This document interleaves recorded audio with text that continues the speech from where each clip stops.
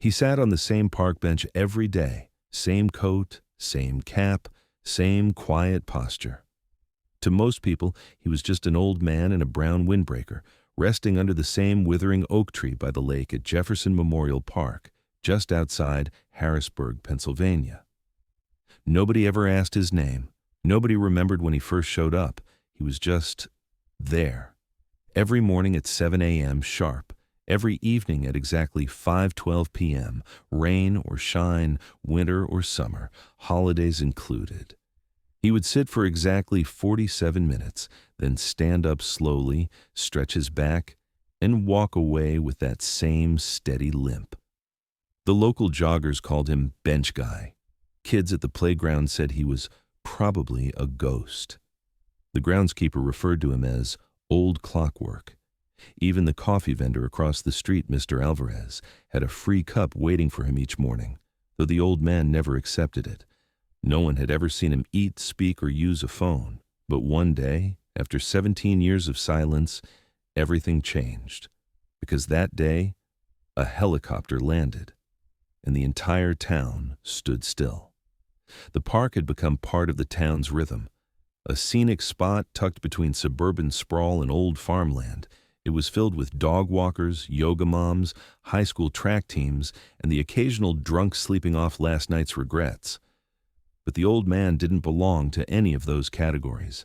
He didn't walk a dog. He didn't exercise. He never brought books or food. He just sat, always facing the same direction, northeast, toward a clearing by the lake, a bench that saw him more faithfully than any family ever could.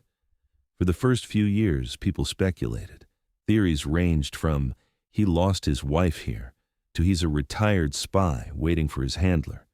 But as the years passed and the world moved on, TikToks, pandemics, electric scooters, the old man remained, unchanged, unbothered, unnoticed, until a boy named Mason started asking questions. Mason was 13, curious, impatient, and smart enough to sense when something didn't fit. He saw the old man each morning on his way to school, and again when he biked through the park in the evenings. Most kids ignored the man. Mason didn't. One day, as he passed on his BMX, he stopped. "You okay, sir?" The old man looked at him slowly, eyes gray-blue like washed-out denim. He nodded once. "Do you need anything?" Mason asked. Silence. "You were in the military, right?" The man blinked. Then, slowly, deliberately, tapped the worn cap resting on his knee. It read, 173rd Airborne Brigade Combat Team. Mason didn't know what that meant, but it sounded important. He returned the next day, and the next.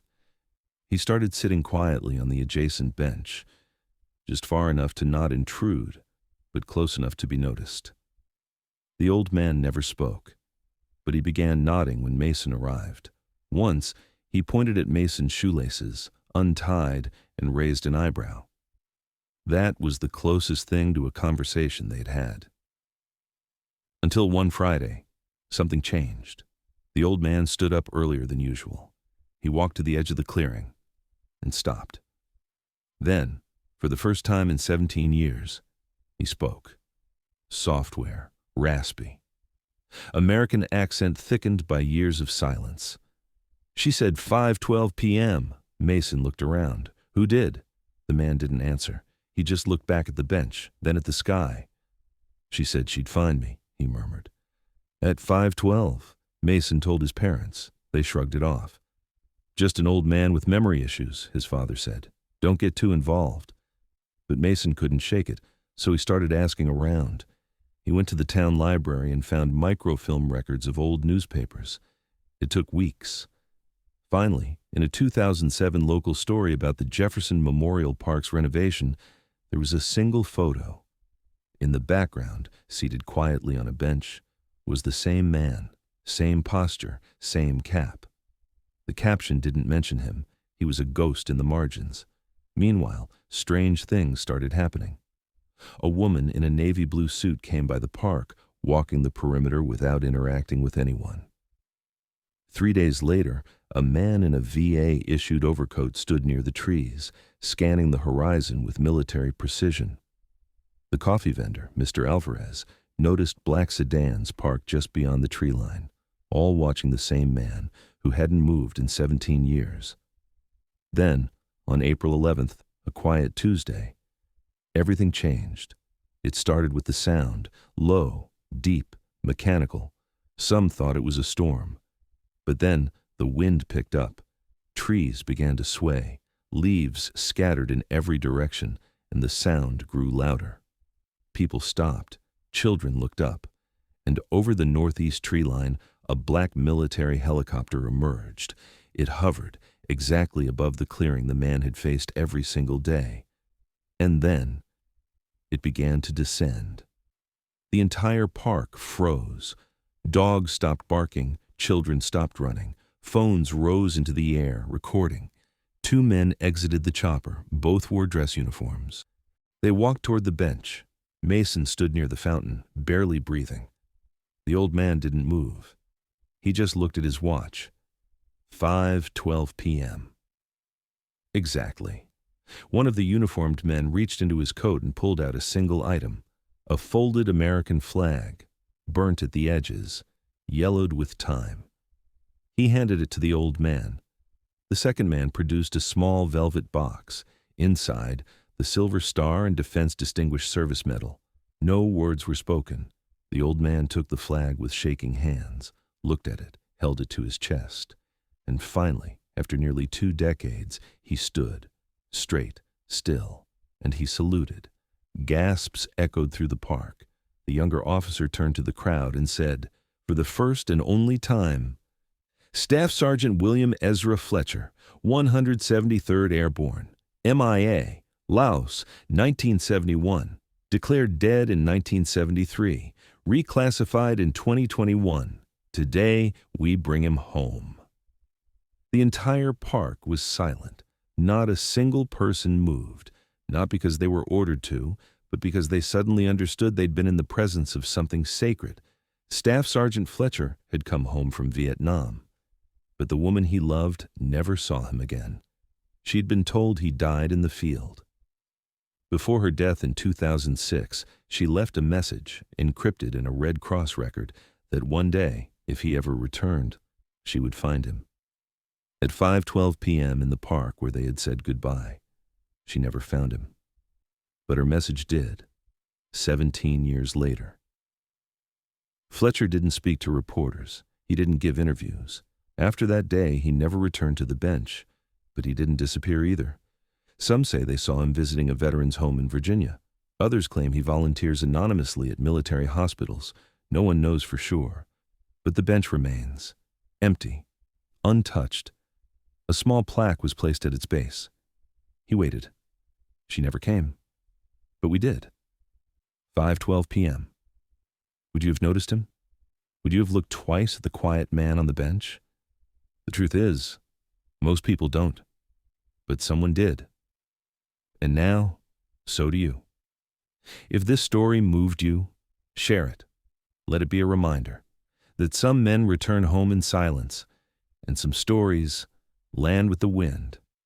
They took the bench away the next day, not because they wanted to erase him, but because they wanted to preserve what had happened there. A new bench was installed, slightly to the left, facing the same clearing. But the original, the one that had weathered 17 winters and held the weight of a man's silent waiting, was removed and taken to the National Museum of Military History. It now rests behind glass, surrounded by nothing but silence. The placard simply reads, Staff Sergeant William Ezra Fletcher. He waited. We answered. The town changed after that day, not in headlines, not in policies or parades, but in subtle, permanent ways. The joggers who passed through the park no longer wore earbuds. The kids at the playground now knew what 512 meant. And the coffee vendor across the street? He still poured 1 extra cup every morning and placed it beside the window. No charge, just habit. Mason never forgot. He kept a photo from that day, captured not with a phone, but with memory. And though Fletcher never returned to the bench, he sent Mason a letter, typed, No return address. It read, "You asked if I was okay. I wasn't, but that day helped me begin to be. Thank you for noticing the invisible." Taped to the bottom was a single airborne division patch, torn, faded, real. Mason never told anyone about the letter, but he did something else. 3 years later, at 16, Mason started a YouTube channel. He didn't post viral stunts or trending dances. He posted stories. Stories like Fletcher's. Stories that had no hashtags, no thumbnails, no fame, just truth. And one tagline: for the ones who waited. For the ones we never asked about. It grew slowly. Then, suddenly, veterans started reaching out. Families, quiet voices with loud memories. The channel was called Echo Seat, in honor of the bench that once held the weight of the waiting. As for Fletcher, he never re-entered public life, but his presence remained. A VA nurse in Arlington reported a man fitting his description volunteering anonymously every Sunday. A school in Delaware received a donation for military scholarships, signed only WEF. One day, a folded flag was left at the base of the new bench. No name, no note. But the time on the watch wrapped around it, 5:12. And now you know. You know why he sat there, why he waited, why he never moved. Because some promises are stronger than time. Because some men don't need medals or speeches. They just need a place and the belief that someone might come back. Maybe you've passed someone like him, someone who doesn't speak, doesn't ask, doesn't demand to be seen. Look again, because the quiet ones, they carry the loudest truths, and they are never really alone. Not if we remember. If this story moved you, subscribe. Not for us, for the stories we haven't told yet, for the next man on the next bench, for 512. We'll be there, silently, steadily, just like him.